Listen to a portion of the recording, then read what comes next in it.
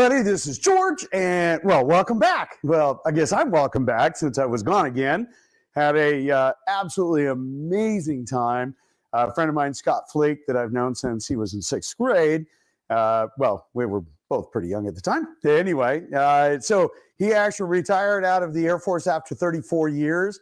And what an amazing career that man has had. Holy smokes. Anyway, I thought I did some pretty amazing things in the fire service. Absolutely, he ran circles around me. That's just absolutely amazing. I'll share some of that later. But here's the thing, right? Let's talk a little bit about the fact that, well, interest rates came down, but wait a second. The Feds raised rates. I thought that the Feds controlled mortgage rates. Well, we're going to get into that. We're going to talk a little bit about no, that's not true. And we're going to go through what's going on, what to expect, and how best to navigate this market. However, here's the thing. Let's remember to subscribe, share, and like our channel. Listen, every time you guys subscribe or you share, it allows others to see this information. And because there's no selling, because it's just really good, solid, real-time, right now information, hey, share it. Share it with people that you like. And, subscribe. You get alerted when these come out. Besides, I'm a lot of fun to watch and listen to sometimes. Anyway, all right. Hey, so let's get the show on the road. I think I already said that. Key thing to understand when we take a look at inventory is the fact that even though we're at 973 homes, basically we have 1,477 that went pending. So very, very consistent since the middle of October. For every home that comes on the market, 2 have been going off market or very close to it. So we have been drawing down this inventory. So like right now we should have 18 to 22,000 homes on the market. However, we don't. We have like 7,000 homes available on the market today. And as you can see, the solds are still progressing. They're still happening. Sure. As you can see, we've highlighted there, we've got some price reductions, absolutely perfectly normal, little bit higher than I would expect at this point in the market. And that just means sellers are being a little too aggressive. Okay. Now listen, sellers, pay attention here. It's not like if you have sold a home, and bought a home years ago and you're like, if you put the home on the market, 15, 20 years ago, well, probably about 15 years ago, even 10 years ago, a buyer would come in and make a lower offer if they didn't like your list price. They're not doing that. They haven't been doing that since about 2019. Why? Because they're just going to wait you out. And they're like, somebody else will make an offer. I don't want to make a low offer. I'm going to wait. See, you understand there's a lot of metrics that are available to buyers and like yourself out in the market. And you have that knowledge and they know what is a good value and what is not a good value. And when you look at homes that either expired or canceled, or in this circumstance, a price reduction, you were overpriced. Now, whether that came from bad information or misinformation from your agent, or you just have that, I'm sorry to say this, sentimental equity where you think you just know your home is worth more. You just know it. You feel it in your bones. Well, sentimental equity has a zero value. And as you can see, many people are experiencing that. If you are guessing at what your value is, or maybe you think because, the neighbor next door sold theirs for this, and by golly, I have better flooring. Doesn't matter, okay? The picture is price is the first impression that a buyer has of your home. So make sure that when you are giving your best foot forward, that you're also being realistic on price.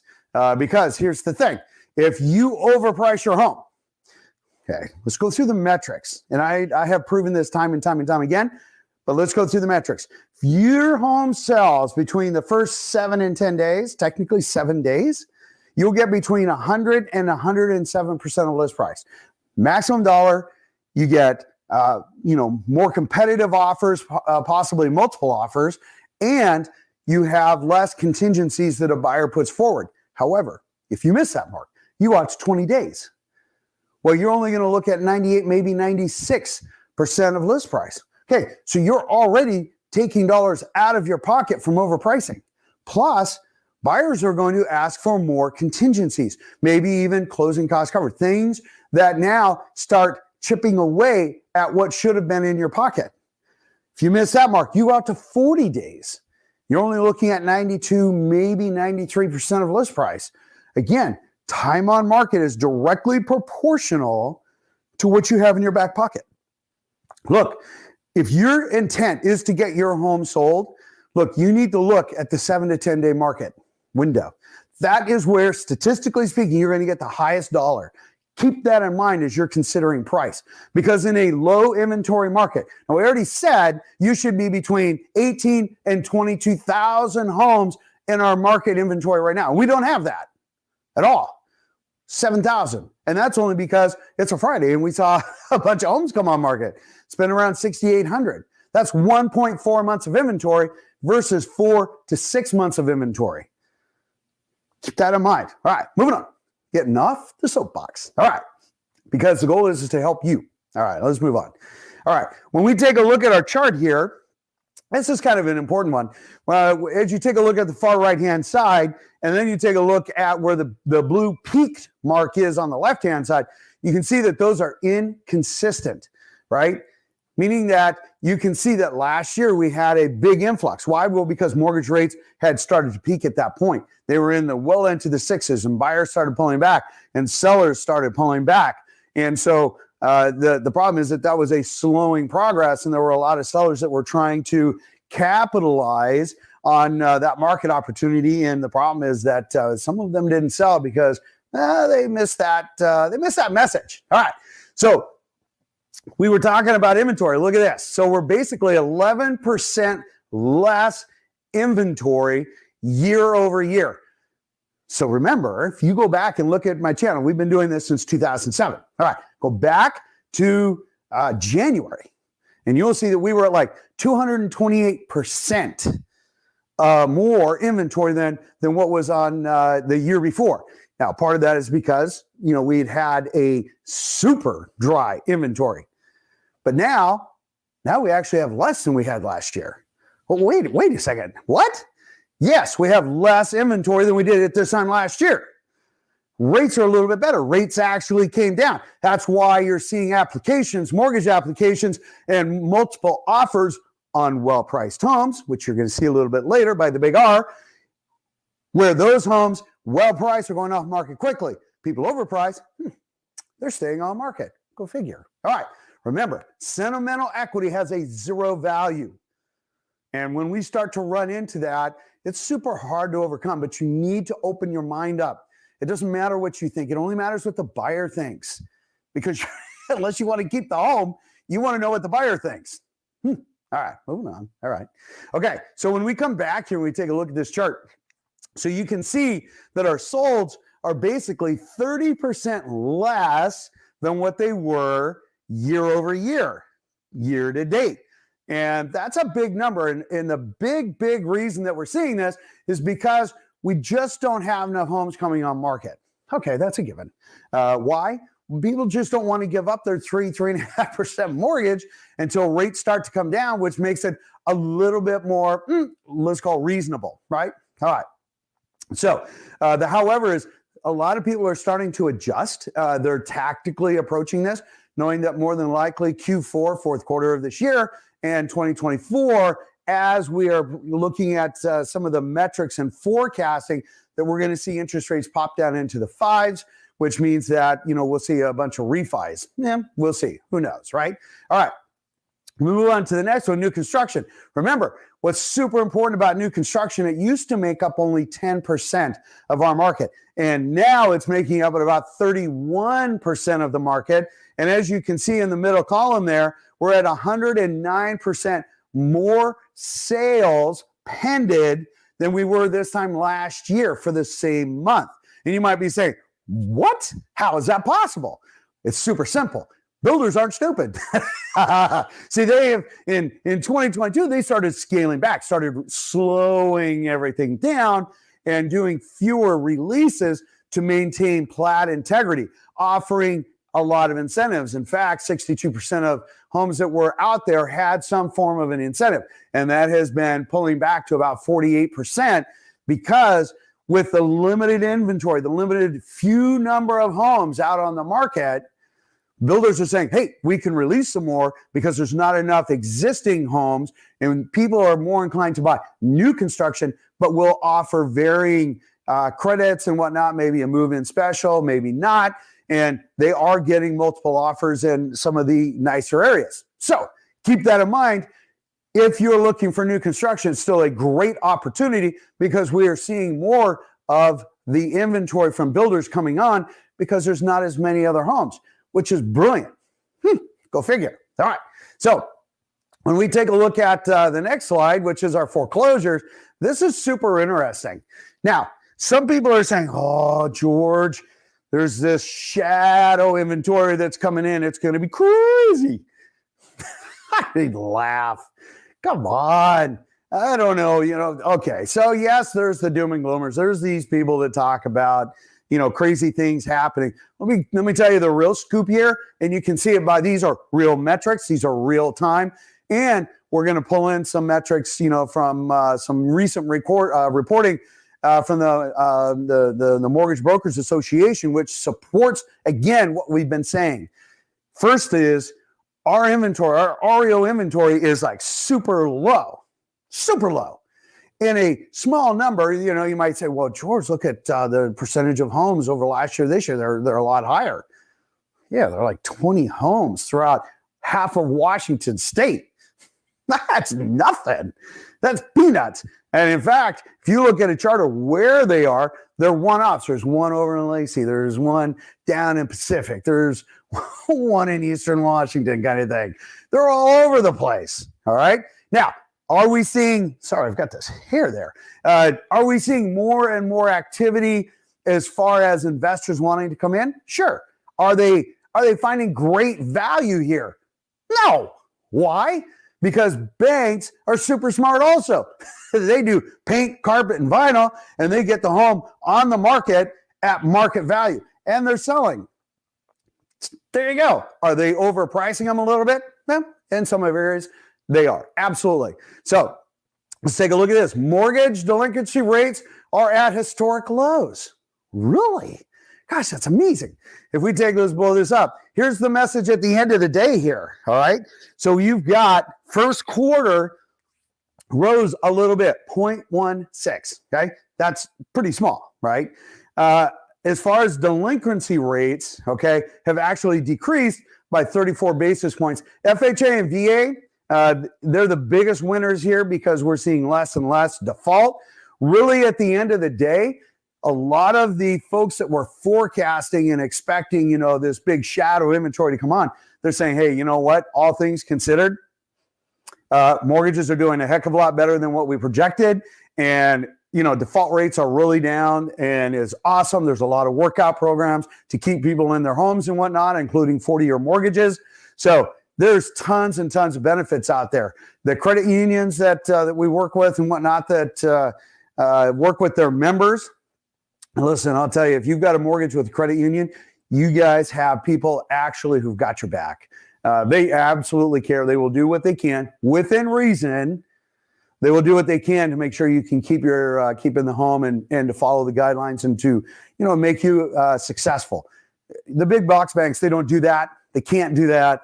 For credit unions, they're awesome sauce. And in fact, they have a big conference coming up. And so we'll get some really great metrics out to them for that. In the meantime, hey, let's take a look at the next slide here. All right, mortgage rates. Mortgage rates actually came down.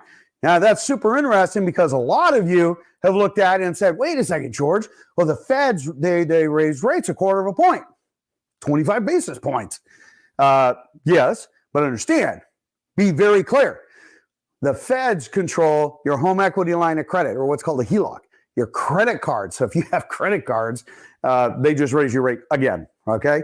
If you have a car loan that you're trying to get, your rate just went up, okay? That's what they control, short-term rates. What rates they lend between banks, that is what the feds control. mortgage-backed securities, 10-year treasuries. That's what you need to be watching. Watch your bonds. That, like this slide shows here, is what it looks like, because believe it or not, and most people are like, oh my gosh, you're right.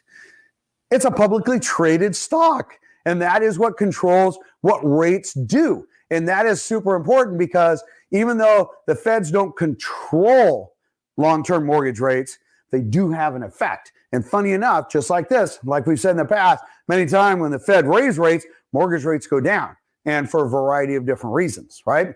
When we take a look at this slide, which I thought was super important by the big R, fewer homes are selling than usual, but the ones that are going fast, right?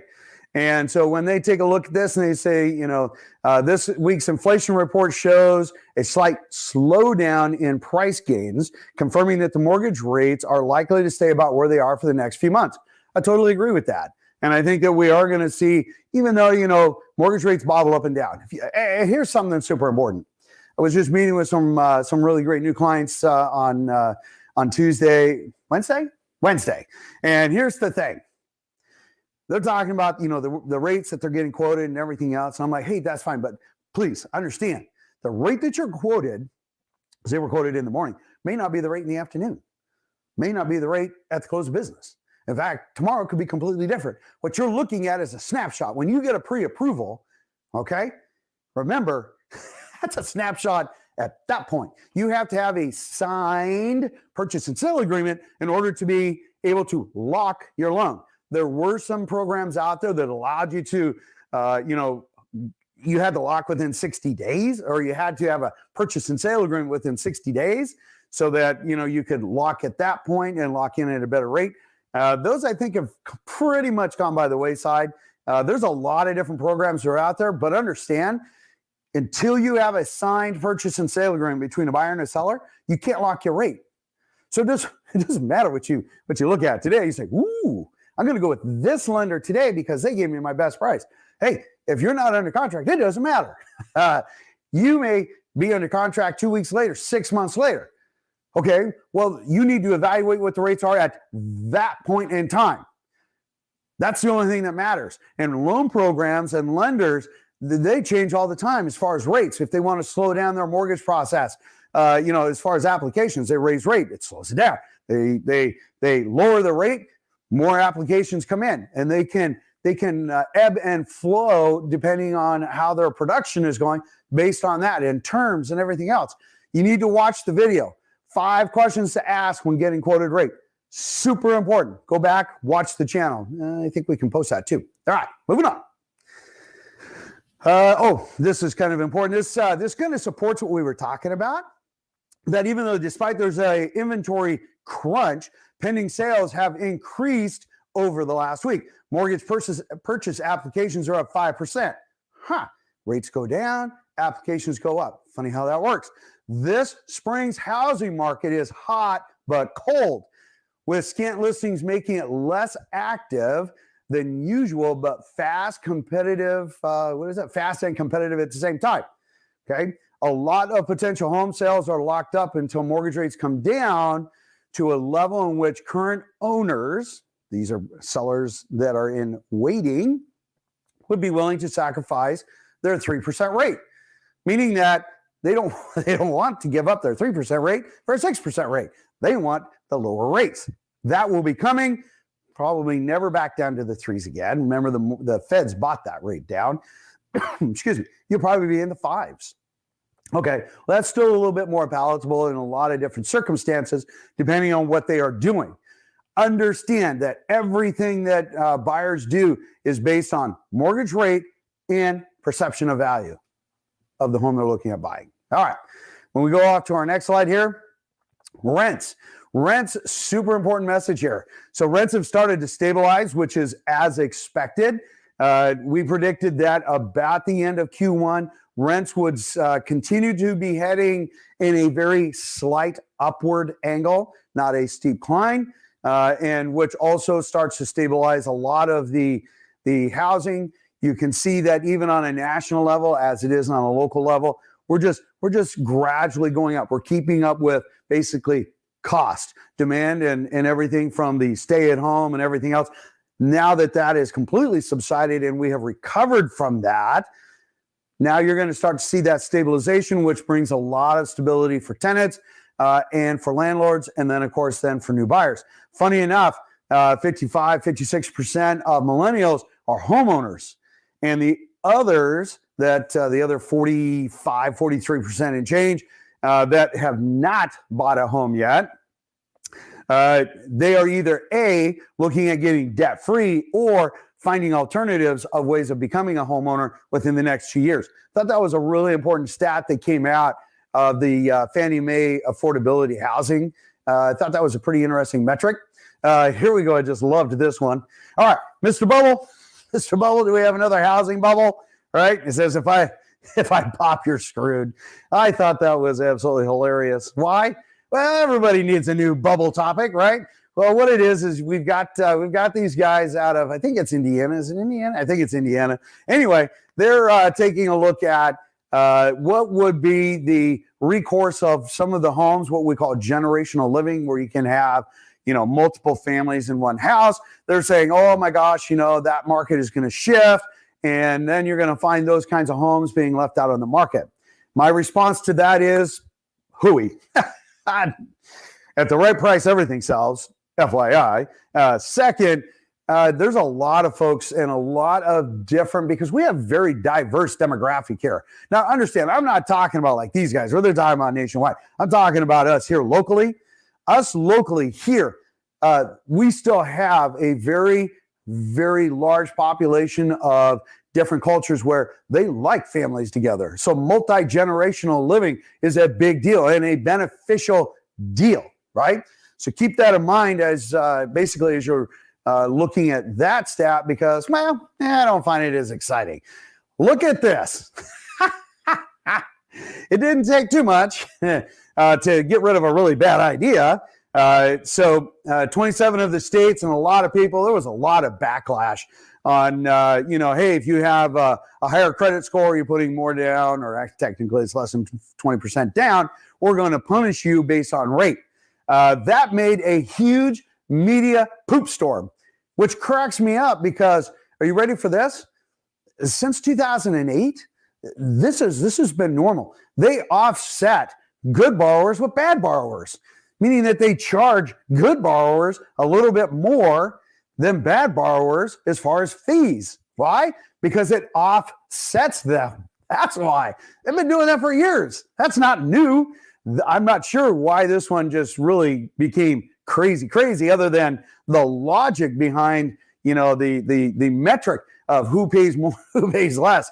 Way confusing. I don't know who designed it, but I'm glad it is gone. But understand, the people that have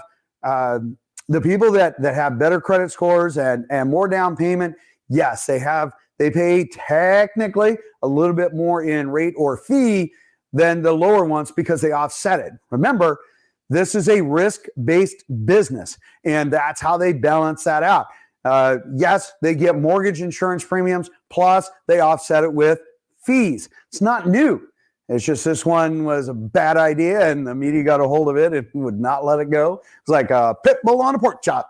But anyway, I am glad it's gone because it does create a little bit more normalcy. But understand, yes, you're still paying fees, just not like quite what they had. All right. So mortgage applications, they are up 6.3%. No kidding. Rates drop, applications go in, and they improve. The key thing about this one is that as they take a look at different applications, refinances are down super low. No kidding. And buyers are out there and vying very aggressively in getting as far as through an approval process a lot further, which is, again, super important. So with that being said, make sure you subscribe, like, share the video, smash that subscribe button. Let's have a little bit of fun with this. Make sure you keep asking questions. We're always here for you. I'll see you guys in the next video. It's going to be an amazing weekend. I'll catch you guys later. Take care.